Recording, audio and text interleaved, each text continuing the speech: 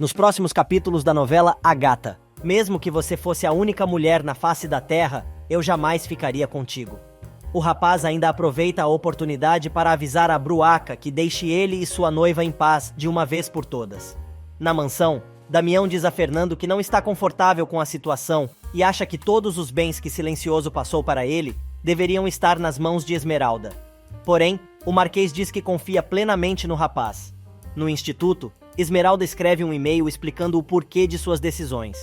O rapaz lê a mensagem, enquanto a moça continua se esforçando nas barras e na fisioterapia.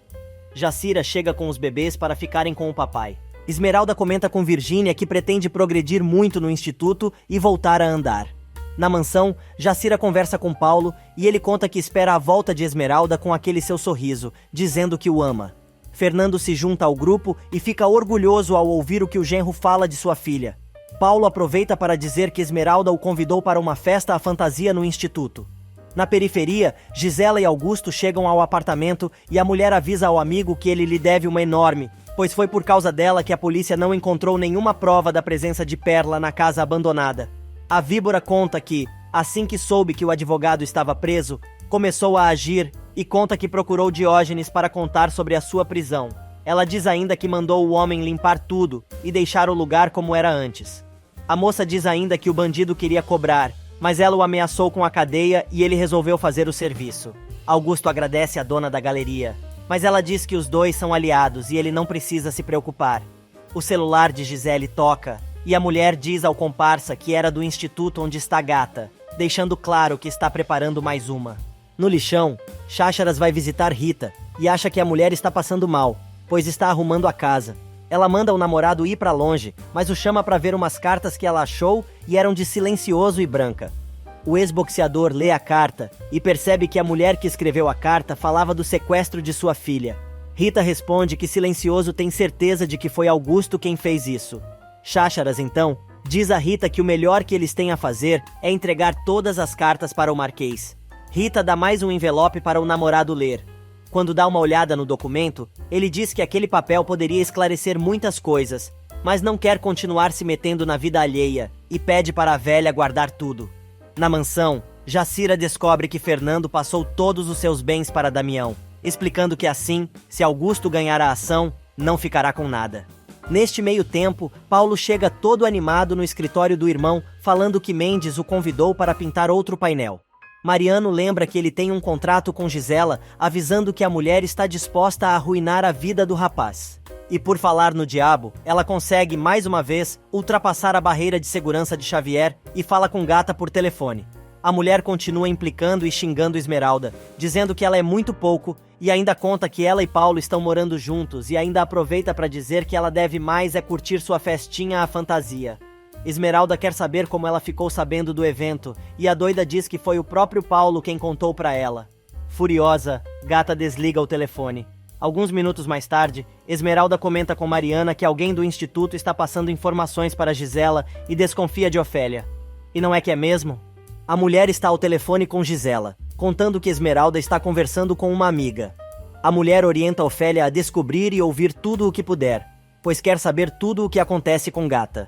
Enquanto isso, Rita e o namorado chegam à mansão de Silencioso e entregam as cartas que a velha encontrou em seu barraco. No meio dos papéis, Fernando descobre o documento que poderia ter garantido a sua liberdade, na época em que foi preso. Ele conta ainda que aquele papel é a prova contra Augusto que ele precisava. Rita se oferece para continuar procurando pelo lixão para ver se encontra mais alguma coisa, porém Silencioso agradece, dizendo que o documento que eles encontraram pode provar que quem está mentindo é Augusto. O homem está tão entusiasmado que comenta que as outras cartas podem ajudar Perla a recuperar sua memória. Minutos mais tarde, Fernando lê para Branca, uma das cartas que mandou para ela quando estava na prisão, mas a mulher não reage. Naquela noite, Fernando leva Perla para ver a netinha e conta que ela conheceu a menina antes dele, pois estava com Esmeralda no lixão. Perla só quer saber de alisar a boneca e não diz uma palavra. Os dias se passam e Fernando leva Perla para rever sua casa no lixão. Ela se lembra do dia em que Esmeralda a levou até lá. Silencioso aproveita a oportunidade para contar como ela era antes da desgraça acontecer em sua família. Sem perder as esperanças, ele diz que sabe que Perla vai voltar a se lembrar dele. Naquela noite, Augusto chega ao apartamento de Gisela querendo saber o que a moça quer. Ela conta que achou a maneira perfeita para tirar Gata do caminho. E enquanto no instituto, Esmeralda, Mariana e Virgínia estão se arrumando para a festa à fantasia, Paulo já está prontinho da Silva, vestido de Hércules. Minutos depois, o rapaz chega a tal festa e encontra sua amada que obviamente está fantasiada de gata. Porém, outra gata também chega à festa, vestida exatamente igual à garota. Do outro lado do salão, Lorena também chega e já esculacha Centavinho, que está encantado com a fantasia da namorada. Virgínia manda a mãe parar com a humilhação e diz que ela precisa aceitar seu namorado.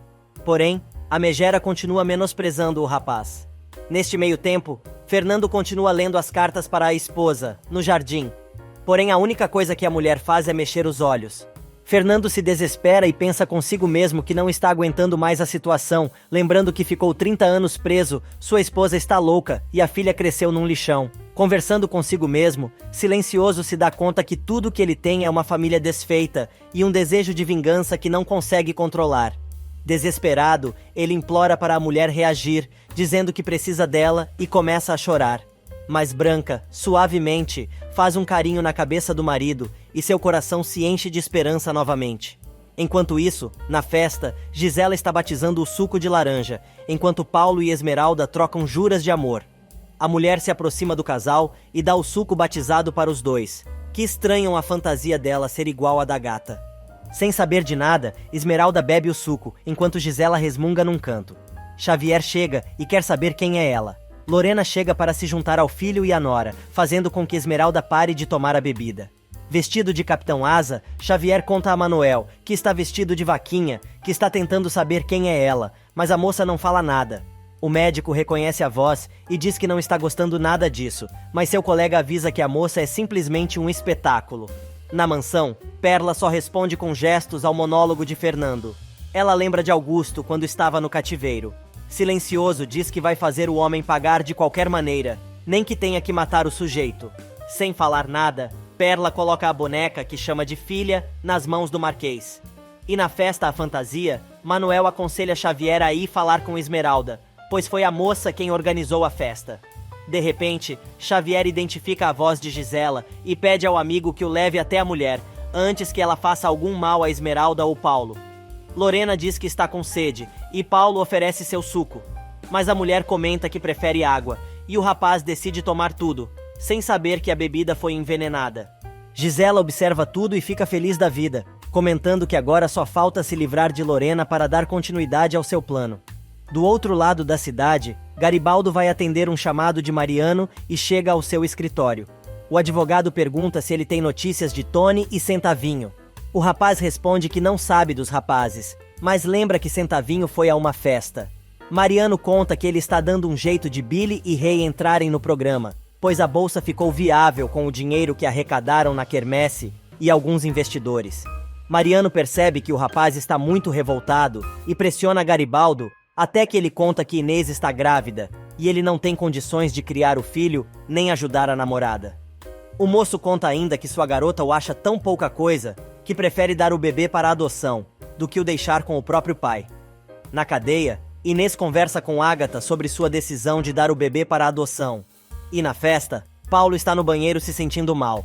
Gisela chega e chama o rapaz de meu amor. Confuso, ele chama a mulher de Esmeralda, mas percebe que ela está diferente, pois não conseguia andar. Finalmente, Gisela consegue tirar Paulo do banheiro. Xavier e Manuel continuam procurando a Bruaca. O médico se dá conta de que Paulo pode ter ido embora com a dona da galeria e acha que o rapaz está traindo Esmeralda.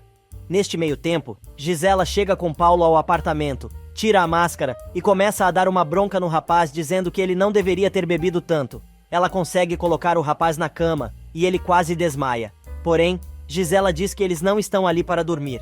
O rapaz acha que é Esmeralda e ela começa a beijar o rapaz. Porém, ele simplesmente dorme. Se ferrou, víbora nojenta. Mas a cabeça maldosa da moça não para de funcionar e ela dá um jeito de bolar uma forma de tirar proveito da situação. No instituto, Xavier vai falar com Esmeralda, que está reclamando da ausência do namorado. Lorena comenta que o rapaz foi ao banheiro, mas ainda não voltou. O médico diz que não sabe onde está o rapaz, mas precisa falar sobre Gisela. Lorena se assusta. Xavier revela que Manuel contou que a demônia estava usando uma roupa igual à de Esmeralda e que a reconheceu pela voz. Lorena se dá conta que o desaparecimento do filho deve ter algo a ver com a nojenta. Gata lembra que o rapaz começou a se sentir mal de repente. Ela e a sogra saem correndo para procurar por Paulo. Alguns minutos depois, Lorena e Esmeralda chegam ao apartamento de Paulo e batem desesperadamente a porta, mas ninguém atende. Mariano chega com as chaves e consegue entrar. Porém, o apartamento está vazio. Mariano, que não está entendendo nada, pergunta o que está acontecendo, e as duas explicam ao rapaz o que aconteceu na festa. O advogado vai até o quarto verificar se ele deixou alguma pista e encontra Paulo e Gisela nus, na cama. A mulher se assusta com a presença do advogado e manda ele sair dali. Lorena e Esmeralda ouvem a gritaria e vão até o local. As duas estão absolutamente embasbacadas com o que estão vendo. Neste meio tempo, no lixão, Dora vai falar com Rita para saber quem é seu filho e pergunta se o rapaz não é o morto de fome do centavinho. Bem na hora, o rapaz chega e quer saber do que a mulher está falando. No apartamento de Paulo, Gisele diz que não entende o que eles estão fazendo ali invadindo sua privacidade e diz que ela e o rapaz são namorados. Lorena não acredita numa só palavra e depois de tentar acordar o rapaz que nem se mexe, pergunta o que ela fez com seu filho e quer saber por que ele está desmaiado. Gisela diz que o namorado bebeu um pouquinho a mais, porém Esmeralda grita que seu noivo não bebe álcool. Completamente louca, Gisela diz à gata que avisou que os dois estavam juntos. A moça grita que não acredita em nada do que ela está dizendo e quer saber o que ela fez. Cínica, a dona da galeria responde que os dois fizeram amor, mas Esmeralda, furiosa, diz que o noivo deve ter sido dopado, pois nunca seria capaz disso. Acelerando sua super cadeira de rodas, a garota parte para cima da víbora e derruba a entojada na cama, gritando que já chega e não vai mais aturar as loucuras dela. No apartamento de Paulo, Gisele diz que não entende o que eles estão fazendo ali invadindo sua privacidade e diz que ela e o rapaz são namorados. Lorena não acredita numa só palavra e depois de tentar acordar o rapaz que nem se mexe, pergunta o que ela fez com seu filho e quer saber por que ele está desmaiado. Gisela diz que o namorado bebeu um pouquinho a mais, porém Esmeralda grita que seu noivo não bebe álcool. Completamente louca, Gisela diz à gata que avisou que os dois estavam juntos. A moça grita que não acredita em nada do que ela está dizendo e quer saber o que ela fez. Cínica, a dona da galeria responde que os dois fizeram amor, mas Esmeralda, furiosa, diz que o noivo deve ter sido dopado, pois nunca seria capaz disso. Acelerando sua super cadeira de rodas, a garota parte para cima da víbora e derruba a entojada na cama, gritando que já chega e não vai mais aturar as loucuras dela. No lixão, Rita tenta dar uma volta em Centavinho e diz que as duas estavam conversando sobre o relacionamento dele com Virgínia. Dora embarca no lero da velha e diz que Lorena não quer permitir o namoro. Depois de trocar alguns insultos com o rapaz, ela diz a Rita que tem certeza de que não é quem ela estava procurando. E no apartamento de Paulo, o bicho pega.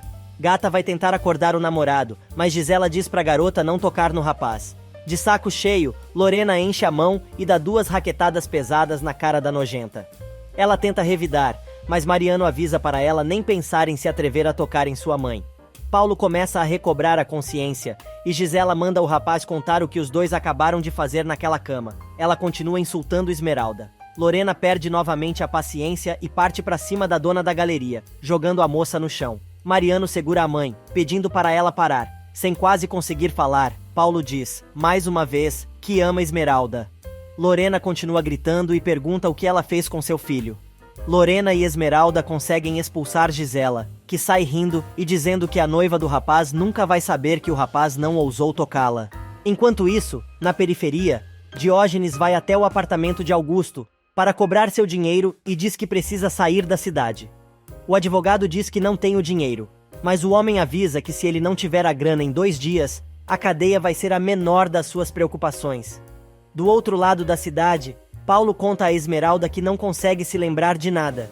Mariano diz que, quando ele entrou no quarto, os dois estavam pelados, debaixo dos lençóis. O rapaz se lembra que se sentiu mal, foi ao banheiro e estava muito zonzo, quando a mulher apareceu com a mesma fantasia da noiva e achou que fosse ela. A partir daí, ele explica que não se lembra de mais nada. Esmeralda diz ao rapaz que ele não precisa se preocupar, pois sabe que ele seria incapaz de fazer uma coisa desta. Neste meio tempo, Augusto começa a beber novamente. Ele pede a Diógenes que encontre outra garrafa, pois aquela estava quase vazia. O sujeito explica que as bebidas acabaram e não tem mais nada no apartamento, e o velho decide ir comprar. Na mansão, Damião diz à mãe que vai ao tribunal entregar provas que Silencioso lhe deu. Fernando conta que os papéis estavam em uma caixa encontrada por Rita, em seu barraco, no lixão.